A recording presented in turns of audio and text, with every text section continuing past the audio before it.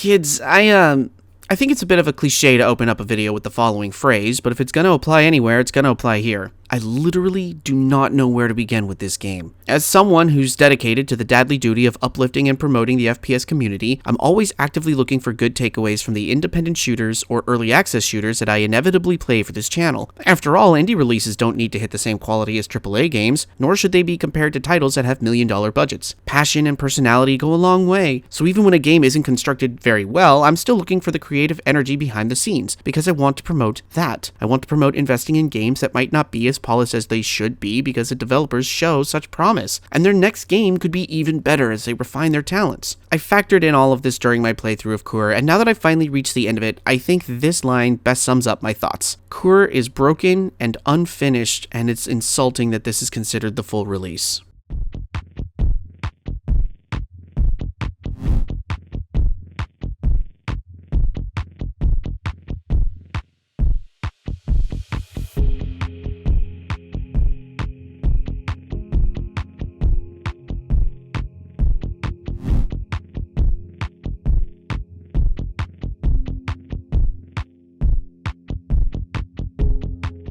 In the beginning, there was hope. Developer Really Ragdoll Games debuted footage of KUR during Realms Deep 2021, and the game entered early access shortly thereafter. Gameplay consisted of a female merc with a mouth, spouting quippy one-liners with an Australian accent, and while the gameplay looked fun and interesting, I have to admit that the reliance on Borderlands-y one-liners bounced me out of it being truly interesting to me. But, because I'm a good dad, I put it on my Steam wishlist to keep an eye on it in the future as I had a full plate at the time. Flash forward to St. Patrick's Day 2022, and here comes KUR, full release out of early access, ready to fire on all cylinders. And since I'm trying to play as many new indie shooters as they come out, I immediately plunked down the $20 asking price and sat down to play. Opening up, the game is weird. Super weird. The main menu is the cockpit of what I assume is the unnamed protagonist's mercenary ship, while a low-key main theme plays in the background. The visuals are low-res, blocky, colorful. It reminded me a lot of N64 games like Perfect Dark and Jet Force Gemini with their bright color palettes on darker backgrounds, pushing N64 hardware to the limits. And to be 100% honest and fair, I genuinely loved this aesthetic. Now, I'm a huge N64 fan through and through, and while there are and continue to be plenty of games coming out that invoke the lo-fi PS1 era of graphics, I've yet to see anything do the same with the N64, save for the upcoming shooter Bitter, which I am also very much looking forward to for similar reasons. Now, while KUR has decidedly more polygons and smoother animations than anything the N64 ever produced, that vibe remains throughout, and I continually felt like I was playing a lost,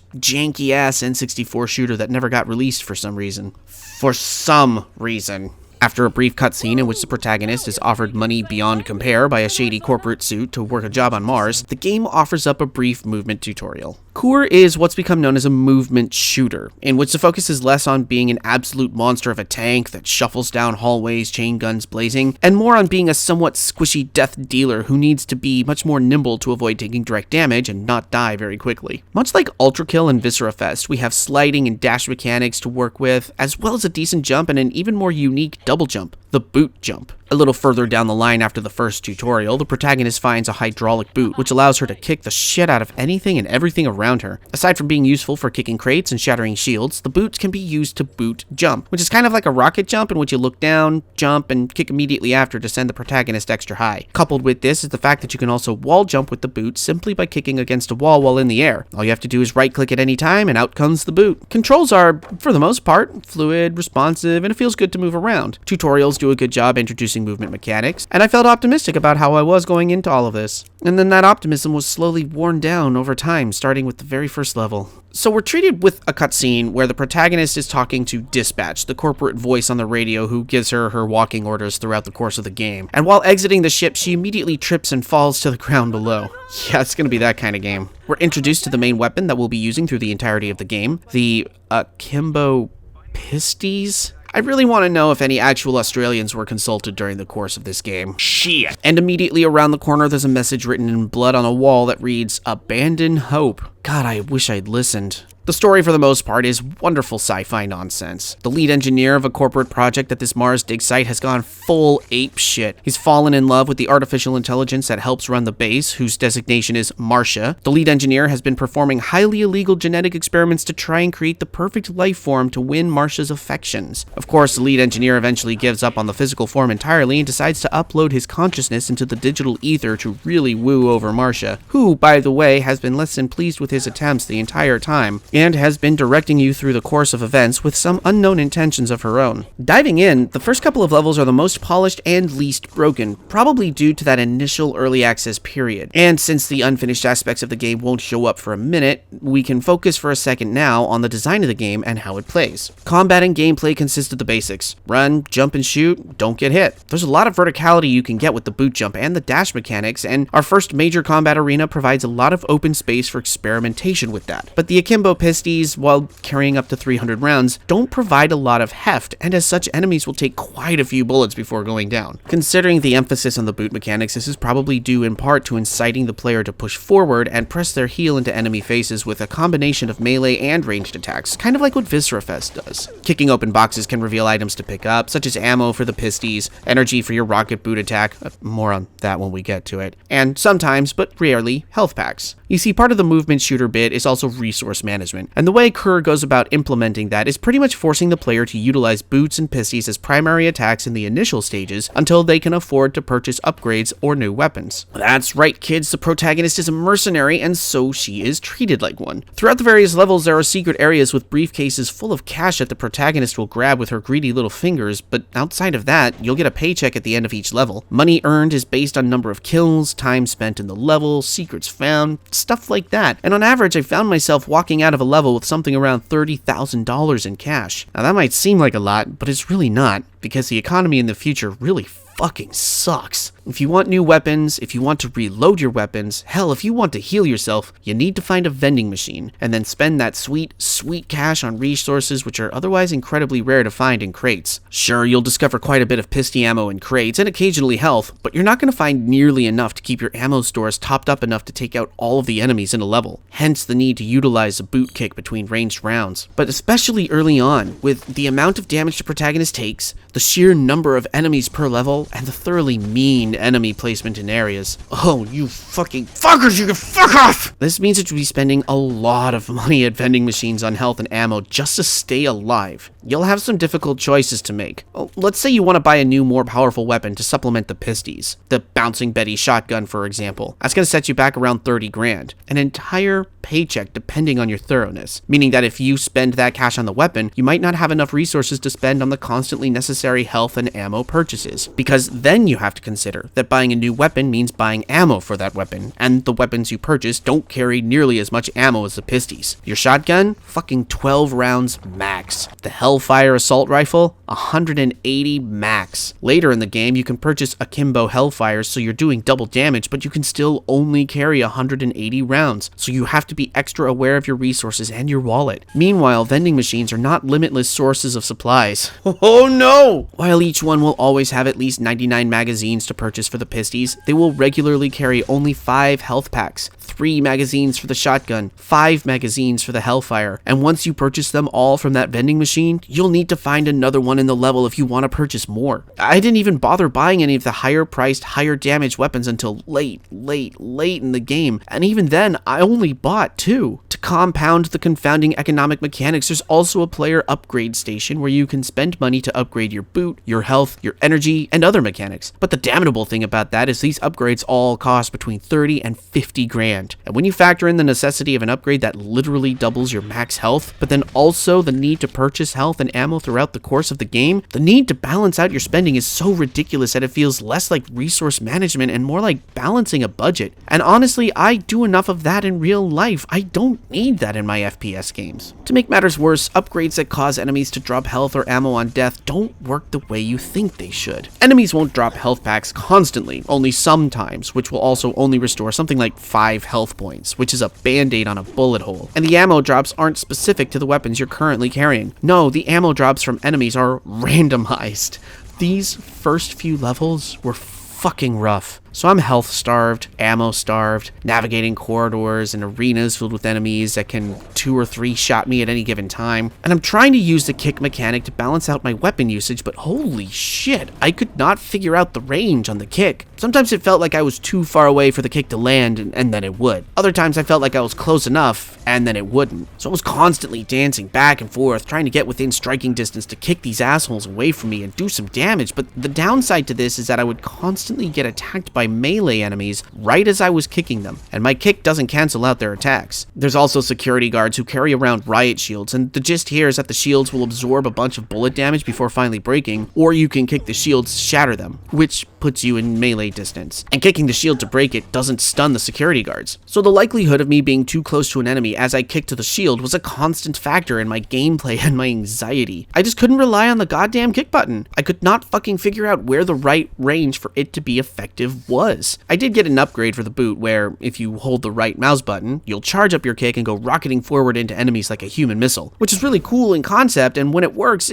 pretty well. But if you're hopping and dodging and you don't have enough energy to perform a charge kick, the kick will just cancel out. You won't even do a regular kick. The number of times when I tried to do a charge kick and didn't realize I was out of energy and helplessly slammed face first into an enemy was fucking ludicrous. Sure, that could be placed a little bit on player error, but the fact that the kick just cancels out instead of defaulting to a regular kick, at the very least, it feels like poor design to me. So yeah, the first 2 or 3 levels consisted of me running low on health, running low on ammo, desperately hopping and jumping and trying to find secret briefcases full of cash so I could maybe, hopefully, possibly load up on resources again while constantly dying and loading my save over and over and over again. Oh, and there's no dedicated save button. You have to go to the menu and click on quick save, and that's a thing. At least the game was still graphically very interesting at this point, with some cleverish level design and pretty enough N64 aesthetics, although the bloom effects on the flashlight are absolute garbage. It blooms so hard that I swear I was turning enemies into individual light sources that made this game feel even more like an acid trip fever dream. One thing I would like to point out as a huge plus for me is the enemy design. These are some of the most uniquely designed enemies I have seen in fucking forever. Most of the creatures we come across are some kind of cybernetic flesh monster with skin stretched over places that they really shouldn't be. Some of them have multiple eyes dotted over their bodies, some of them have weapons grafted onto them. All of them are, as the protagonist says at one point, Ed Gein monstrosities that all stand out and are easy to distinguish from afar. And one final note before we descend into the void, the soundtrack for this game is just on point. Now it's weird, the musical selections here are really fucking weird sometimes, but it's so incredibly different from the standard heavy metal and synth soundtracks that a lot of shooters have employed since Mick Gordon hit a home run with Doom 2016, and it also added to the feeling of a lost N64 shooter. Low-key drum and bass tracks, some up-tempo work for longer fights, stuff that'll make you nod your head as you're playing but won't feel too out of place or too high BPM if you've cleared the map of monsters and are lost and looking around. Most of it feels straight out of 1999, and I love it. Moving on, the first 3 levels or so are the roughest go of the bunch, because I constantly felt like I was doing my best to not run out of ammo and dodge enough bullets that I wasn't constantly in the red on health. But by the time I got to the train, I had amassed enough money to have the Betty shotgun and the Hellfire and extra ammo along the way, plus a couple of upgrades. So I'm feeling better about my chances. Of course, now I'm on the train level, which is some bullshit. At first, it seems like a standard issue train level, which, now that I think about it, this marks the 3rd game this year that's had a train level on it. Hang on a second, I think I need to...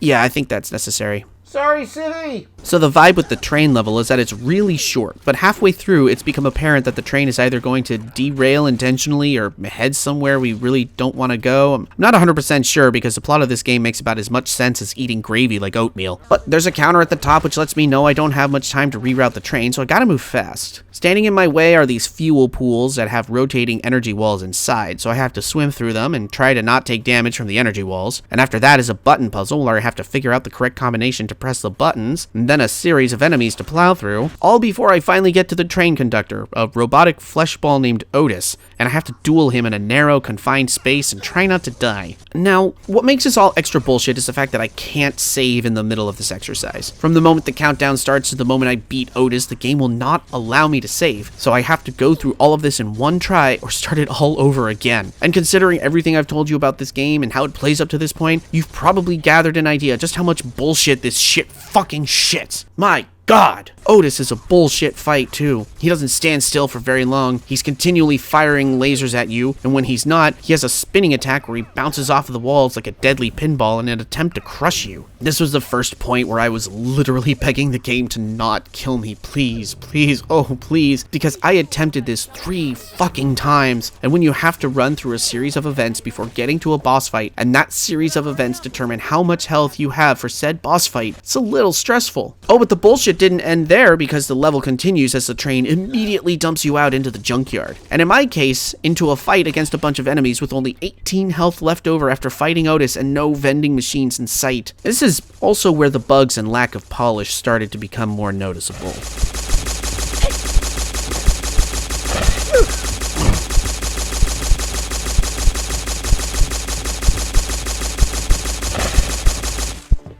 Yeah, it's, yeah.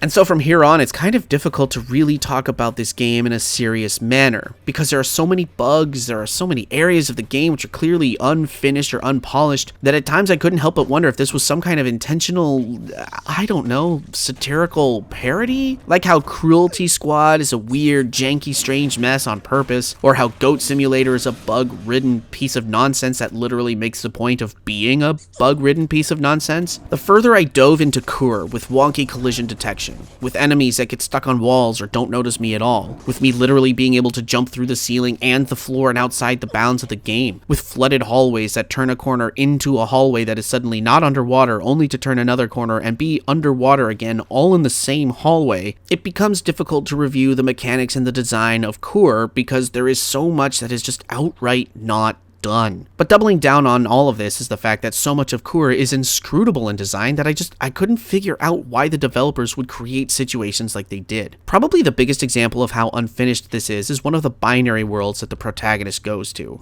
I have no idea what these are because the story never developed enough to explain them, but for some reason I think that the protagonist's consciousness ends up in a weird digital construct at times. With the lead engineer pining over Marcia, there are some vaguely interesting themes of artificial intelligence and uploading consciousnesses, the nature of what really is living and what is not, stuff like that, but none of which ever go deeper than here's an idea. And at one point in one of the binary worlds, there was a group of enemies that refused to spawn in one area. These digital zombies that literally appear out of thin air, sometimes right in front of you as you're walking into them, damaging you at the same time. Thanks a lot, game. But for a minute, they weren't spawning in one area, and I thought, hey, lucky me, that'll make this portion of the map easier. But no, it was just because the game had glitched. I discovered this because I needed a break, so I quit out of the game and came back. And when I came back in, the zombies started spawning in the zone I was trying to complete. On top of that, if you fall off the edge of the map here, you'll just land right back in the zone you were trying to complete. But instead I fell off and accidentally sequence broke the game because the game had placed me in the next zone without having cleared the first one. There was a cutscene where the camera straight up went through an entire building. If I actually died instead of just falling off the edge of the map, it would place me all the way back to the start of the whole level, which I could fix by jumping off the edge again and would drop me in the correct zone. But you know what the cherry on top was? For some reason, for some unknown goddamned reason, if I died in the level and had to reload my save, the game inexplicably played a crashing sound like something had broken and fallen apart. It was only here, and I could not figure out nor understand why. It was as if it was admitting that what I was playing was broken and unfinished.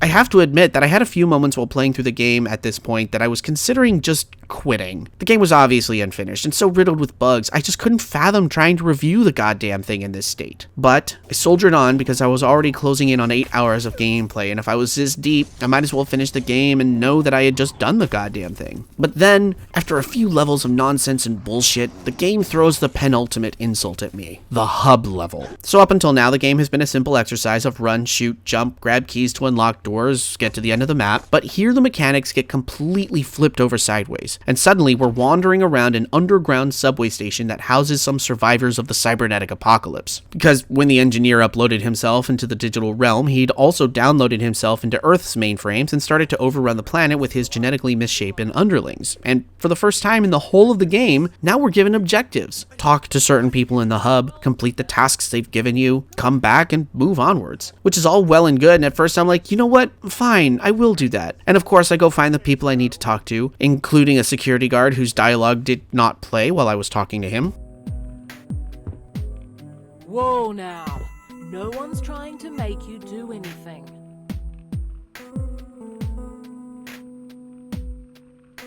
Well, Pete did send me, but by the look of you, I don't think it was to get you to do much of anything.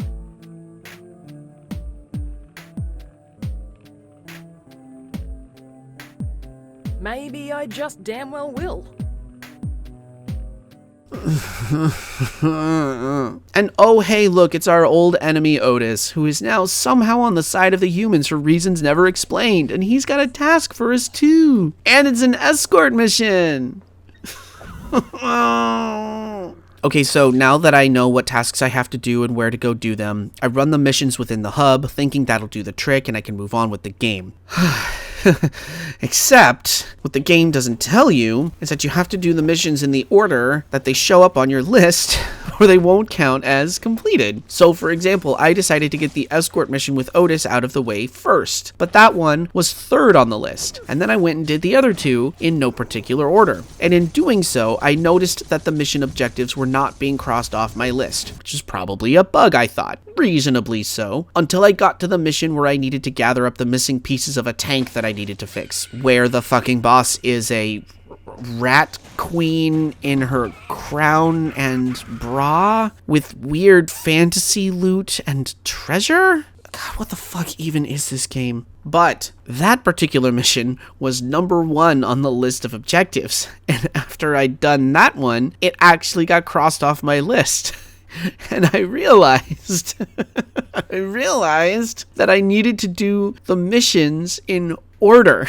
So I had to go back and do the other 2 missions that I had already done all over again just to fucking cross them off my fucking list. Which, you know what? Fine. I'm here already. I'm doing the thing. Fine. I've got to be close to finishing this game, I figured. I absolutely have to be. And then once I'd done all my tasks and fixed the tank, the game then put me in control of the tank so I could blast my way into the building I needed to assault, in what is probably the most boring and also shortest tank mission I've ever been a part of. It lasts barely 2 minutes, which is great and fine and whatever. We're about to enter the last level. Meanwhile, as soon as I finished the tank run and gotten out of the tank, I decided to take a break, so I saved and quit my game. But when I came back and reloaded the save, I immediately died again and again and again until I told the game to just restart the level and I did the tank bit again. I should have expected that at this point, you know? And so I literally have to climb the corporate ladder by ascending the building containing the very same corporation which hired me in the beginning, which houses the mainframe the lead engineer has decided to store himself in. And the building also contains other mega corporations which appear to be satirizing modern social media platforms. What the fuck? And I'm just doing my best, running through offices and cubicles and a room that literally turns upside down when I emerge on the other side. But it isn't even coded in such a way that the environment changing is subtle. There's literally a point at which the player crosses and it flips the area around, and it's in such an obvious way that I thought I had created another bug somehow, but no, it's just meant to do that, but they didn't even try to hide the transition. Or the walls that I somehow am able to walk through, and then when I turn around, they're blocking me from moving backwards. I literally did not understand where I was going or what I was doing in this level. By now, the brokenness and bugginess were at such a peak that I didn't know if I was actually progressing or if I was clipping through the map and sequence breaking. It was so bizarre and bonkers, and I kept wondering if this was some fucking meta joke of some kind. Maybe a commentary on corporate shooters. Something. Anything. I'm trying hard to find a way to make sense out of all of this that doesn't make sense. I get to the boss of the level, which is a dozen or so murder bots controlled by the engineer that I have to mow down one by one. And then I get to the central computer housing the engineer's AI and I hack it, which causes it to crash. And I'm over the moon because it feels like the end is in sight. Now, normally here, the screen that shows my payout from everything I'd done in the game pops up and I get to see how much money I'm raking in. It makes cash register noises. Everything is neat. The level is over. I'm happy. Except this time the money screen does not pop up. Instead, it makes all the register noises and sound effects and acts like I'm receiving my paycheck, but there's no screen. Instead, the game is frozen on the image of the main computer that I have hacked, and no matter what I do or press, it won't do anything. That's not true. If I right-click like I'm using the boot, it'll bring up the protagonist's knee, but that's it. Unless I press escape to go to the menu and then come back, and then I can at least move the camera around and have a HUD again, but I'm stuck in place. So the game has effectively crashed and will not let me proceed to the final level. This can't be right. So I reload my save and try again, and the same thing happens. So I reload an earlier save, try again, and the same thing happens. I reload the entire level, starting with the Murderbot boss fight, try again, and the same fucking thing happens. This game is so fucking broken and unfinished that I literally cannot finish this fucking unfinished game. At this point, I was livid. I had pressed myself through this experience to see it through to the end because I figured, I'm doing this for the channel, I'm doing this for the kids, so I'm going to see it through. And yet, after all of that weirdness, after all of that oddity, after everything that I have seen and done and been through, I cannot finish this game. Now, I did try a last-ditch Hail Mary, as there is an extras menu on the main screen, which allows you to unlock the level select without having beaten the game. I gave that a shot, so I at least have footage of the final level, and I kind of know what happens in it and where it goes, but here's the fucking kicker, kids. When you select a level from the level select, it drops you in at base health, base energy, and pisties only. No upgrades, no special abilities, just you, guns, and God help you. The final level is an onslaught of various enemies being resurrected and reanimated, all while the binary zombies are just on your ass the entire time. And while I think I could maybe somehow find a way to beat that level pisties only, at this point, it's just not worth the time or the effort. And even now, thinking about it, if I could find a way to skip over that crash and take all of my upgrades and weaponry and hop into the final level and give it a crack, I wouldn't. Not at this point. Try though I might, there's just too much of this game that simply isn't finished in a way that is simply bizarre to me. Now, don't get me wrong, I take no pleasure in shitting all over this game and these developers' efforts here. As I played through KUR, I really wanted it to be good. It reminded me a lot of Daikatana, in fact. Here we have a game whose progression system and early weapon access makes the first few levels a chore to get through, with chunky, colorful graphics and a variety of annoying enemies that will no doubt sour your initial impressions of the game, but over time as you grow more powerful, it becomes easier to play through and eventually almost kind of fun. But the mechanics and the design hamper the experience so much that while it has promise, the overall glitches and state of the game prevent it from being truly enjoyable. Now, Daikatana has the benefit of a fan patch 20 years later to make the game not only playable, but actually a lot of fun to play. KUR, on the other hand, was recently released from early access far too soon, and if the developers are invested in this game, I would recommend that they put it back into early access. This game just needs work still. If you pull a croissant out of the oven too soon, and it's doughy in the middle still, it's not finished no matter how you try to view it. KUR has sound effects missing, collision detection that detects no collision, brain-dead AI, and while I do admire the art style and the movement mechanics and the soundtrack, there are other design elements such as the money system, the everything surrounding the boot, bullet sponge enemies, and truly vicious enemy placement that I just cannot get behind. And while there was plenty of evidence behind this game being unfinished, it was the moment in the school level where I watched an enemy launch itself into the skybox and not come back that I think absolutely best summed up that KUR is really not ready for prime time. I want to support Really Ragdoll here. I genuinely do. I don't like the idea of tearing down someone's work, especially when here in the FPS community, we're all banding together to work on cool shit so we can play cool shit and have cool shit together. As I mentioned before, I spent a good chunk of my gameplay trying to look for good things to say about this game that could counterbalance the negatives, but the deeper I got into it, the more I realized that this was just an unfortunate situation where it needs to be pointed out that this is not a game I can recommend at this point in time. Maybe after some heavy patching. But even then, there's still elements of questionable design that make it hard to recommend. If you take the game as it is and not factor in the bugs or broken aspects, KUR is a strange, sometimes fun, but mostly unnecessarily difficult shooter that looks great, sounds great, and plays well enough to get a 6 out of 10. If you factor in the multitude of bugs and glitches and lack of polish, KUR is an unfinished mess that sadly still needs a lot of work done to it before anyone should give it a shot, and it gets a 3 out of 10. Well, kids, that wasn't a fun review to write, but at the same time, it wasn't exactly a fun game to play. I'm really disappointed because I actually had high hopes here, and I was even having fun at first. I don't think Really Ragdoll are bad developers, nor have they made a bad game per se. It's just that this game really shouldn't be out of early access at all. It needs work, and I hope that they have the resources and time to put in the work still. With that said, I have a bunch of work I need to get down on. Remember to stay hydrated, kids. We're moving into spring weather and it's going to be wet outside, but that means that your skin could dry out and feel extra harsh from that experience. Stay safe out there. See you next time.